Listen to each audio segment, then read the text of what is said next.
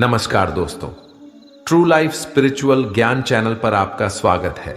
आप सुन रहे हैं एक नई सीरीज जिसमें श्रीमद् भगवद गीता के सभी 700 श्लोकों का अर्थ और उनसे होने वाले सकारात्मक प्रभाव का ज्ञान आपको मिलेगा, जो इस संसार में हर एक पीढ़ी के प्रत्येक व्यक्ति के समस्याओं का एक संपूर्ण समाधान है।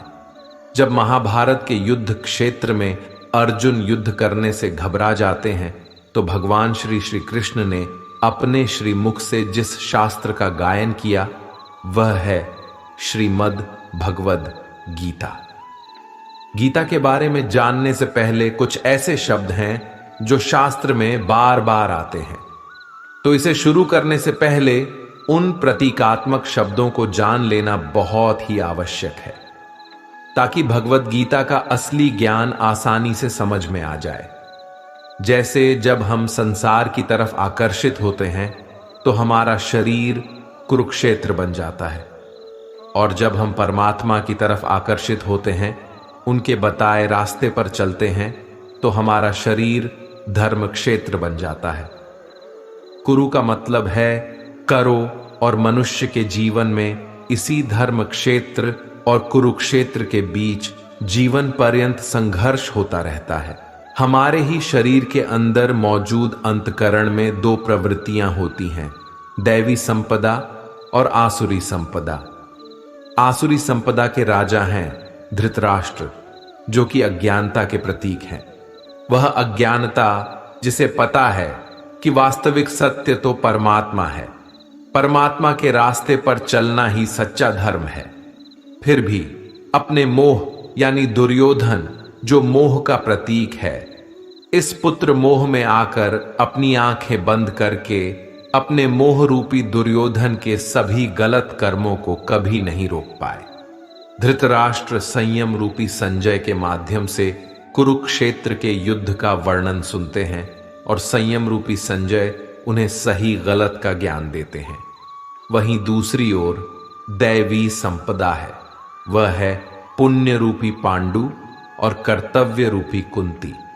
पांडु रूपी पुण्य के जागृत होने से पहले, पुण्य के मिलने से पहले जो कुछ भी कर्तव्य रूपी कुंती ने अर्जित किया वह था कर्ण। वह कर्ण जो बंधनकारी रूढ़ियों का प्रतीक है, यानी वह रूढ़िवादी सोच जिसका हमारे दिमाग में बचपन से चित्रण होता है, और जिस दिन रूढ़िवादी विचारों के बाद पुण्य जागृत होता है, उसी दिन दैवीय संपदा जागृत हो जाती है, और फिर हमारे मन मस्तिष्क में युधिष्ठिर रूपी धर्म और अर्जुन रूपी अनुराग आ जाता है।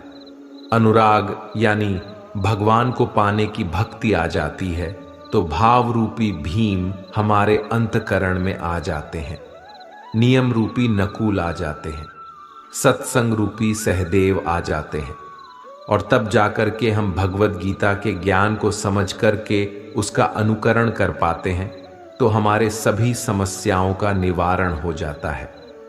तो चलिए कमेंट में जय श्री राधे कृष्ण का नाम लिख करके इस पवित्र ज्ञान के सफर को शुरू करते हैं।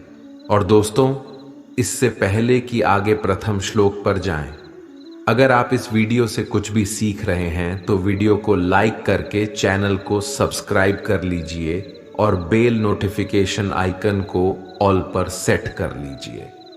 तो चलिए फिर आगे बढ़ते हैं। श्रीमद् भगवद गीता पहला अध्याय, पहला श्लोक।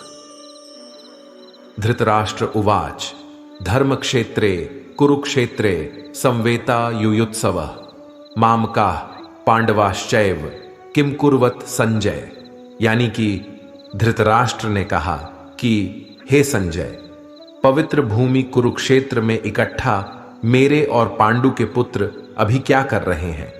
ऐसा सवाल धृतराष्ट्र इसलिए कर रहे हैं क्योंकि वे अंधे थे, लेकिन वह मन मस्तिष्क से अंधे नहीं थे।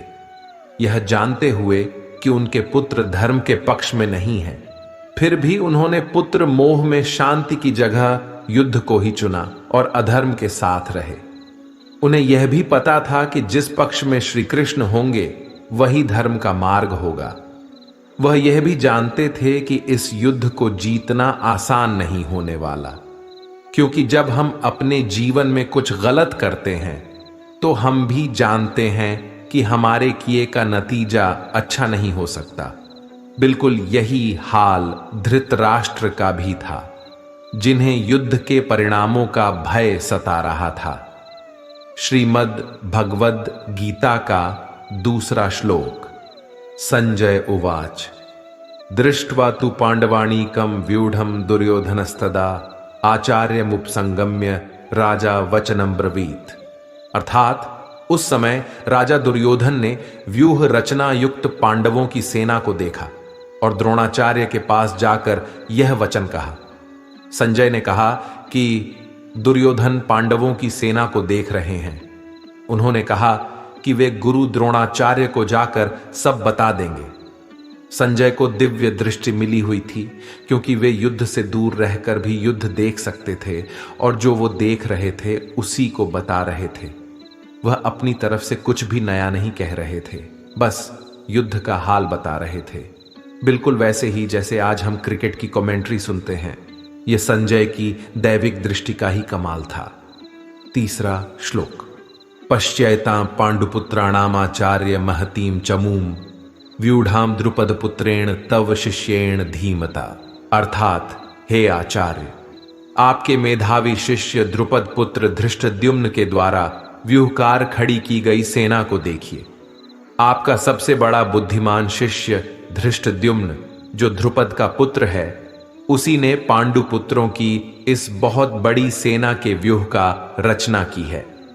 मित्रों, आपको बता दें कि व्यूह का रचना का अर्थ होता है कि सेना के सैनिक एक विशेष तरीके से खड़े होते हैं जिसके अंदर जा पाना आसान नहीं हो सकता, और अगर कोई इसमें कैसे भी करके चला भी जाए तो बाहर नहीं निकल पाएगा।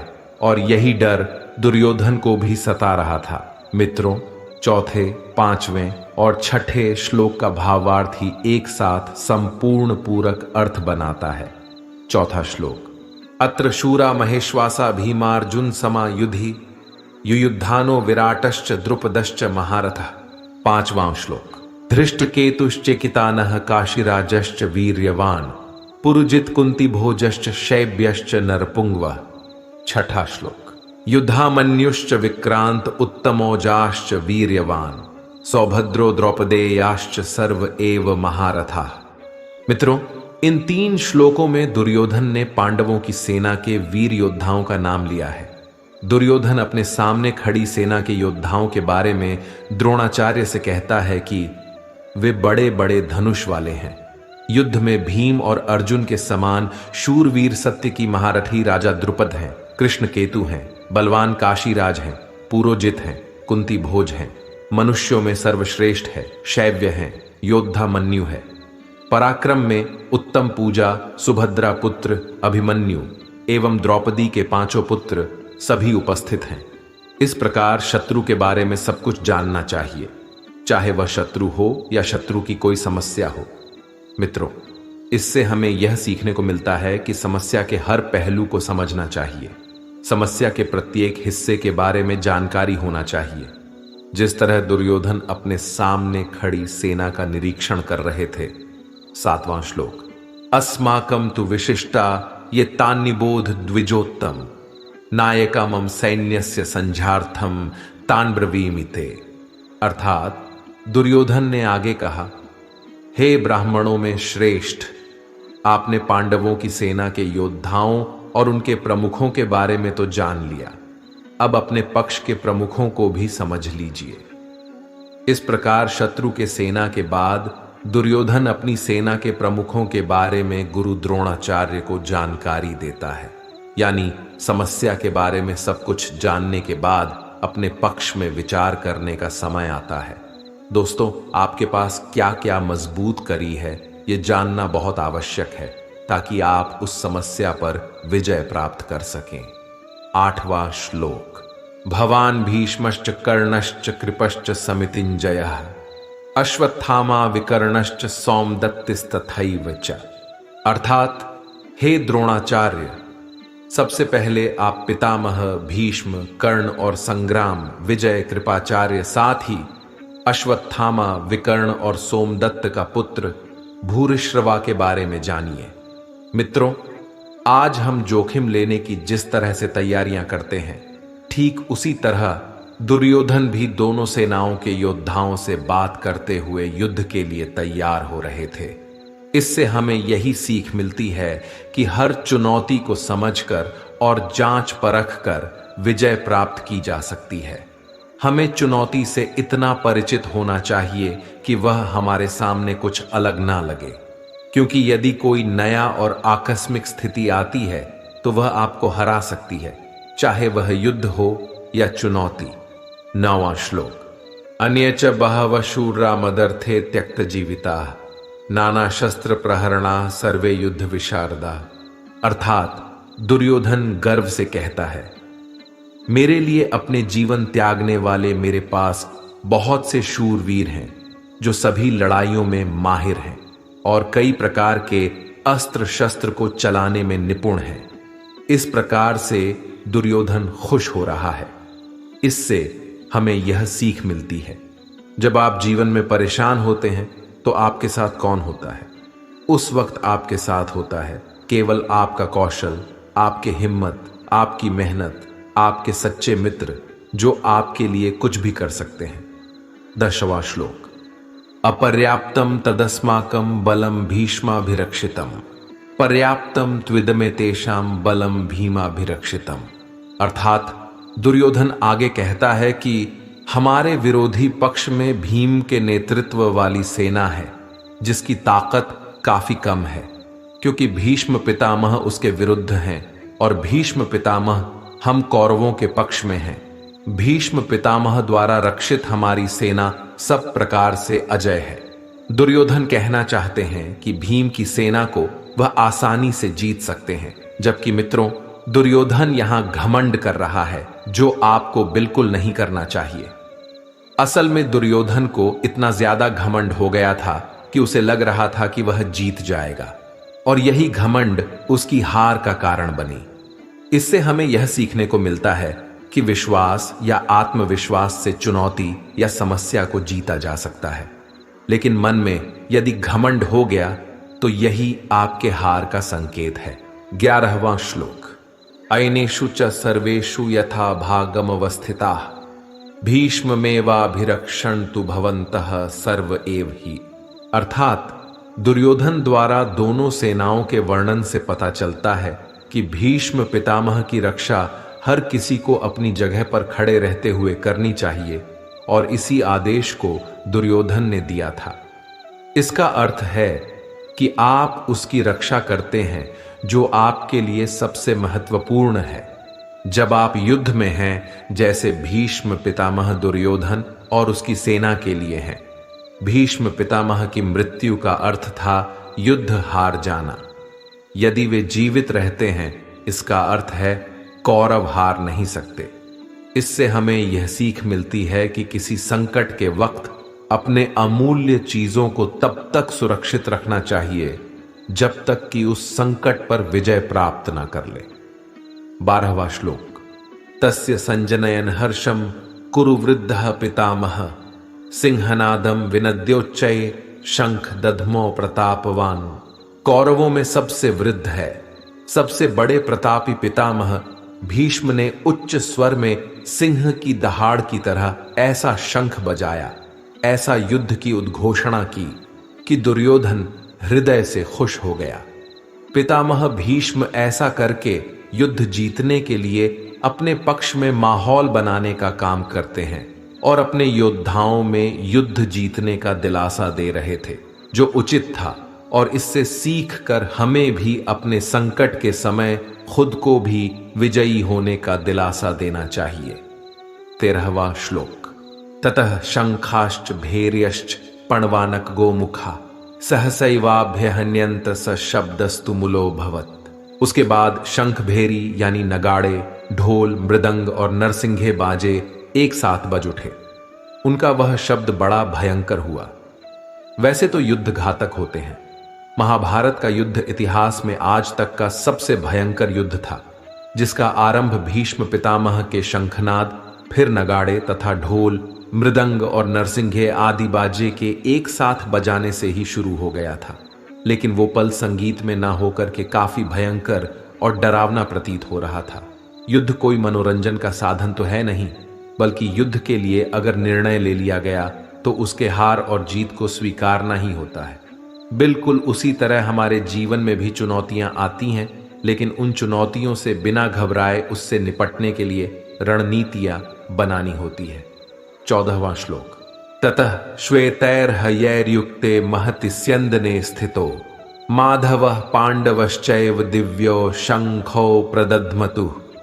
अब पांडुपुत्रों की तरफ से युद्ध के लिए शंखनाद होना था। युद्ध की तैयारी के दौरान सफेद घोड़ों पर सवार श्री कृष्ण और अर्जुन ने भी अपने दिव्य शंख बजाए। हर पक्ष अपनी सेना पर विजय की आशा करता है। इससे यह सीखने को मिलता है कि जिस तरह से प्रचंड रूप से शंख बजाना अपने सैनिकों में जोश भर देता है, उसी तरह से हमें भी अपने जीवन में भी वे सभी सकारात्मक कर्म करने चाहिए जो हमें आत्मबल और मनोबल देते हों। 15वां श्लोक।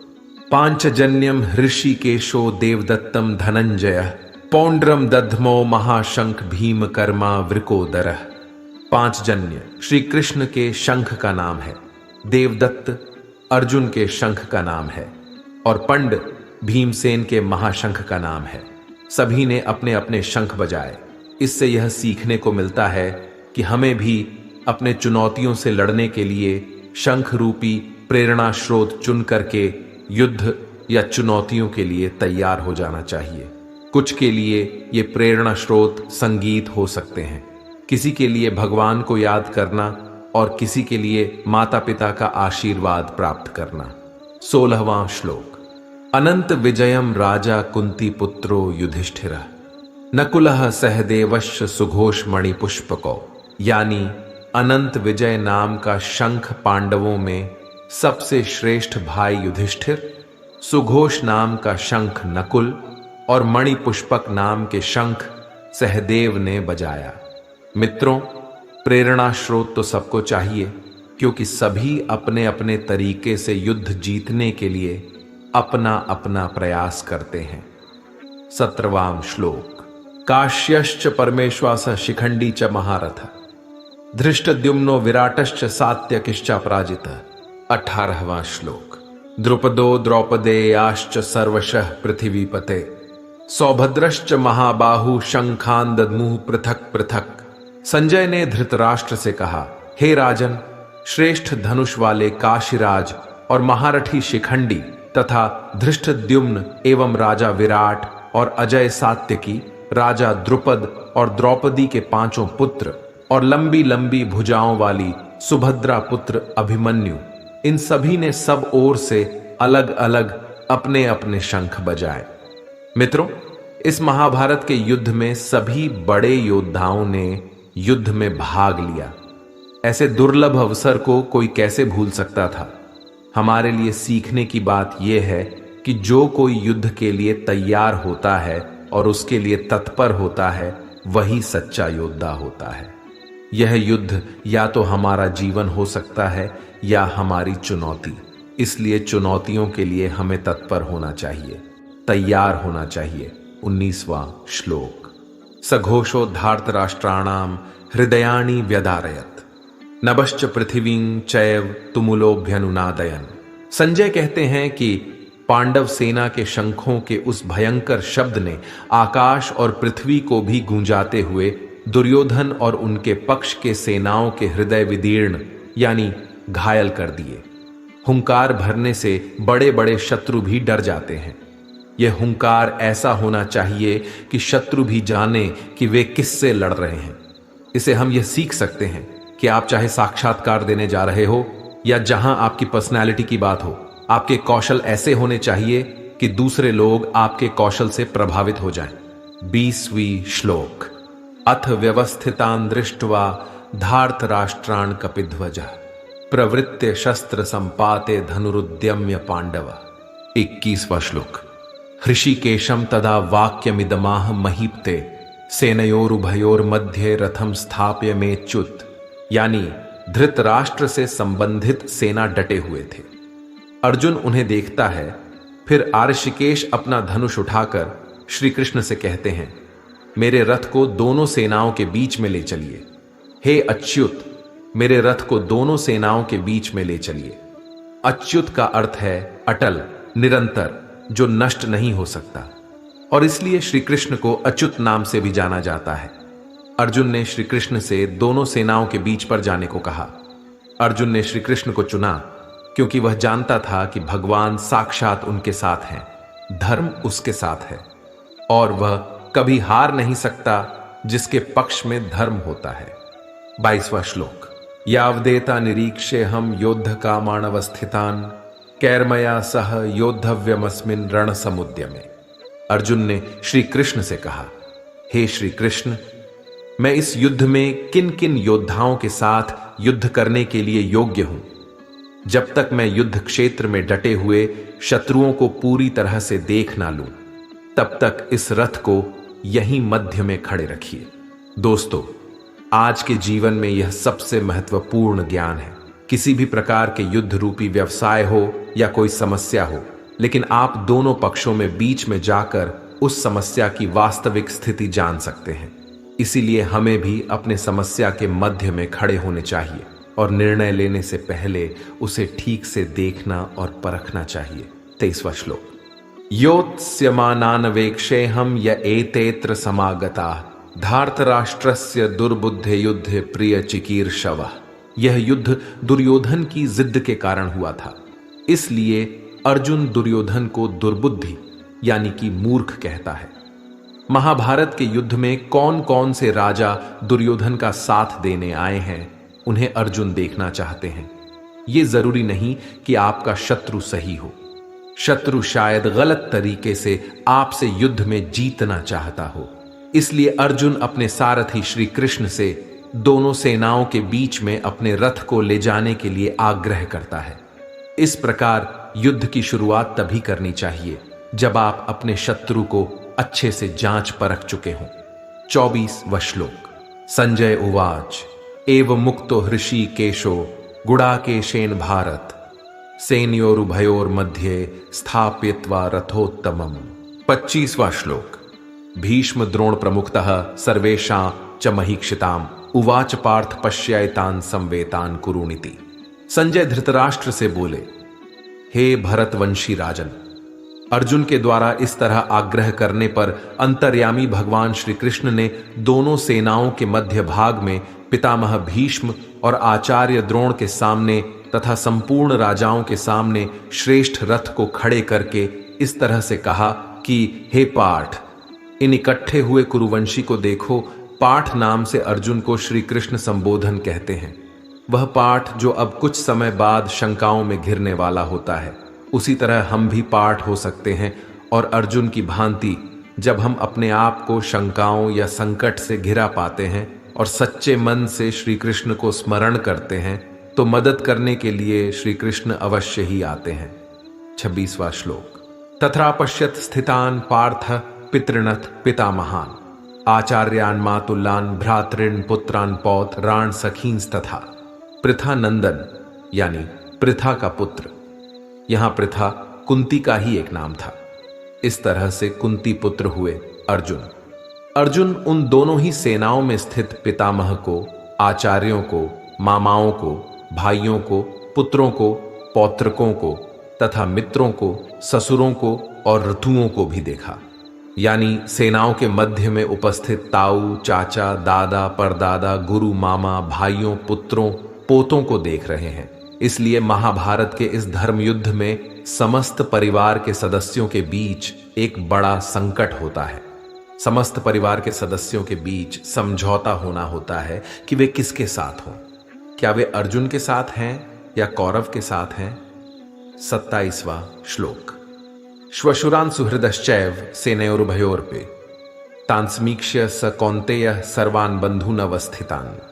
पांडव पुत्रों और धृतराष्ट्र पुत्रों के साथ पूरे जीवन अर्जुन ने अपने मित्रों को, सूर्यदेव को देखा और सोचा, सभी सगे संबंधी एक ही तो हैं, पर ये सभी दो पक्ष में बंटे हुए हैं।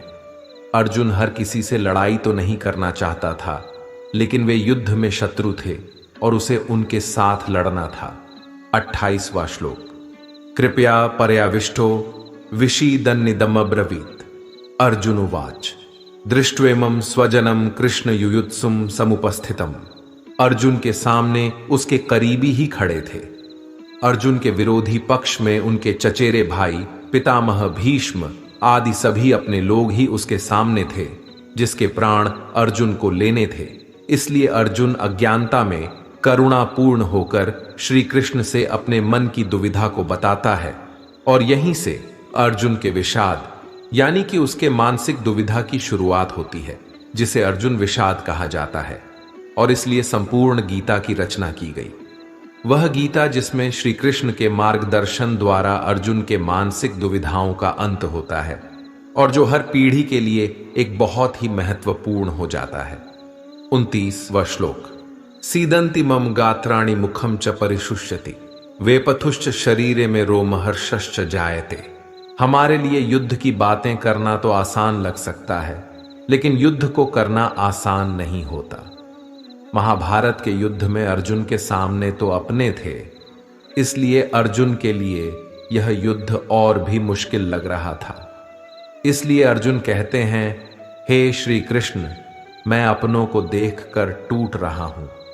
जैसे मेरे अंगों में बल हो ही ना और चेहरा सूख रहा है तथा मेरा शरीर कांप रहा है। मित्रों, बिल्कुल वैसे ही जब हमारे जीवन में युद्ध रूपी परीक्षा की घड़ी आती है तो हम भी घबरा जाते हैं, और उस वक्त हमें भगवत गीता के श्री कृष्ण के मार्गदर्शन बहुत काम आते हैं। 30वां श्लोक। गांडीवम स्रंसते हस्तात्वक्चैव परिदह्यते न च शक्नोम्यवस्थातुम ब्रह्मतीव च मे मनः। इसमें अर्जुन अपनी पीड़ा व्यक्त कर रहे हैं। अर्जुन का गांडीव धनुष गिर रहा है, उनकी त्वचा जल रही है और मन अत्यंत विचलित हो रहा है। इसलिए उन्हें महसूस हो रहा है कि वह खड़े नहीं हो सकते। अर्जुन का दुख और हमारी दुविधाएं एक तरह से सेम हैं, क्योंकि जब हम स्वयं को समस्याओं से घिरा पाते हैं या हमें किसी चुनौती का सामना करना होता है, चाहे वह कोई परीक्षा हो, व्यापार हो आदि, हम अपने आप को अर्जुन की तरह ही महसूस करते हैं। 31वां श्लोक। निमित्तानि च पश्यामि विपरीतानि केशव न च श्रेयोनु पश्यामि हत्वा स्वजनमाहवे। अर्जुन, जो संसार का सबसे बड़ा योद्धा था, वह युद्ध से पहले हताश था और उसका मुंह सूखा जा रहा था और उसे लग रहा था कि वह हार जाएगा। संपूर्ण सृष्टि अब खत्म हो जाएगी।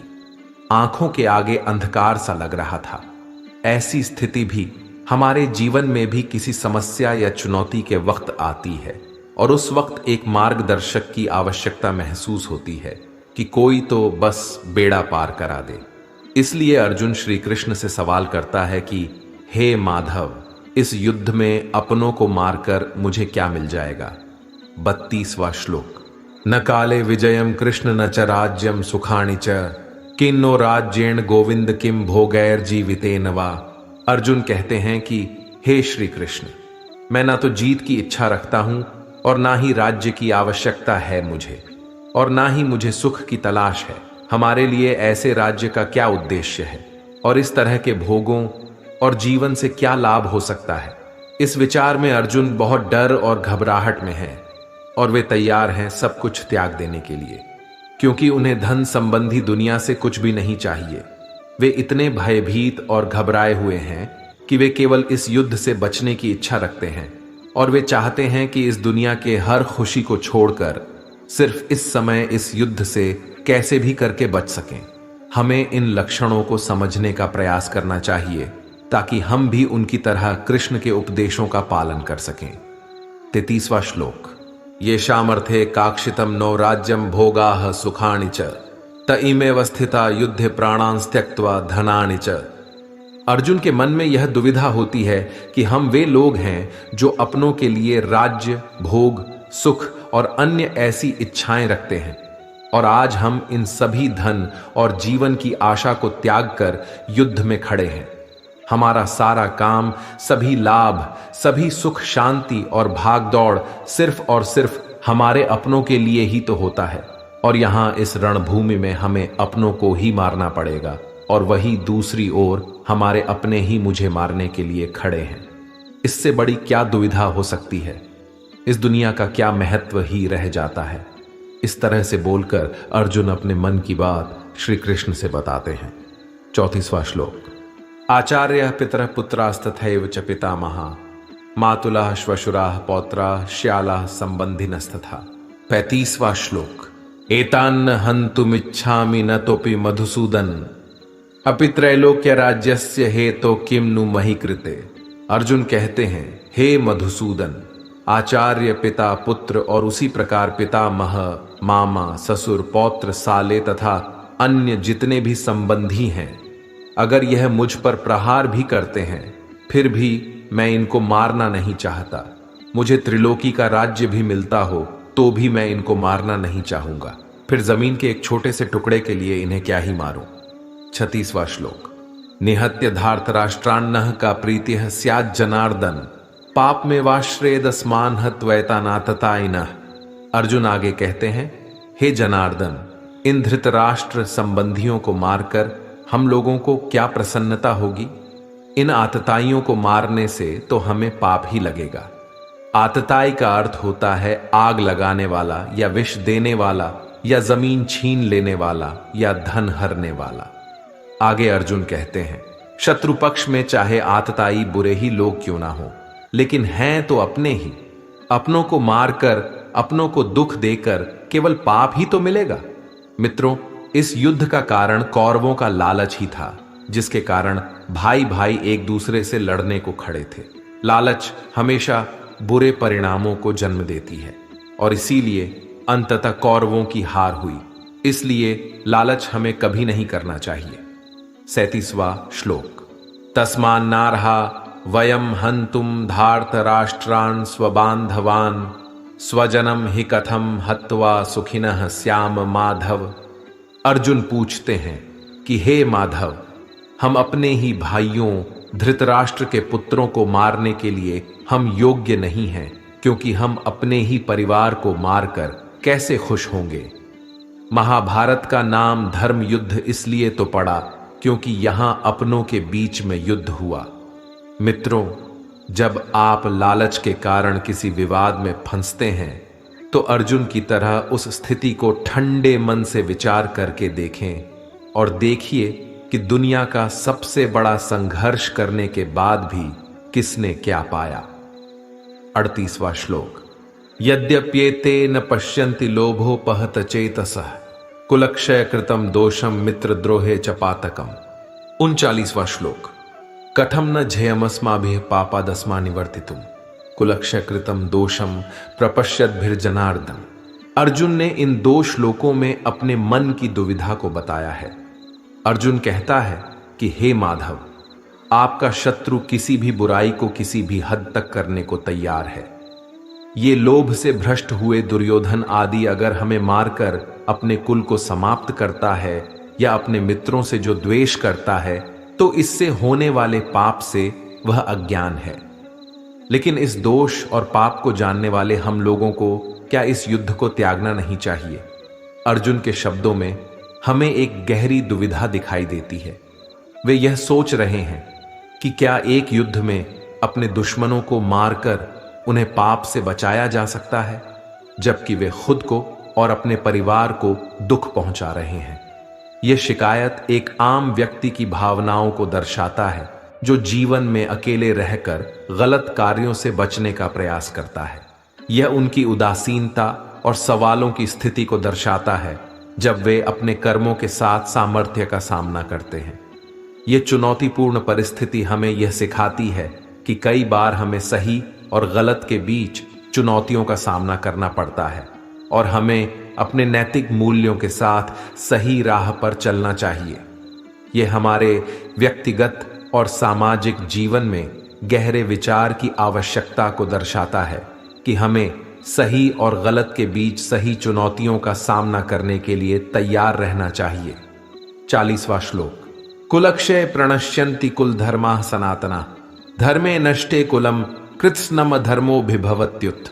कुल का क्षय होने पर सदा से चलते आए कुल धर्म नष्ट हो जाते हैं। कुल का नाश होने का अर्थ है सब कुछ खत्म हो जाना। अर्जुन का संदेश यह है कि परिवार समाज की मूल इकाई होती है। यदि परिवार का नाश होता है, कुल का नाश होता है, तो इसके साथ ही धर्म, आदर्श और गुणों का भी नाश हो जाता है। इससे समाज में पाप और असहमति बढ़ जाती है। ये एक महत्वपूर्ण संदेश है कि हमारा परिवार हमारे मूलभूत कर्म होता है और हमें इसका संरक्षण करना चाहिए। यदि हमारा परिवार खत्म हो जाता है तो समाज में सामाजिक संरचना और धर्म के लिए भी कठिनाइयों का सामना करना पड़ सकता है।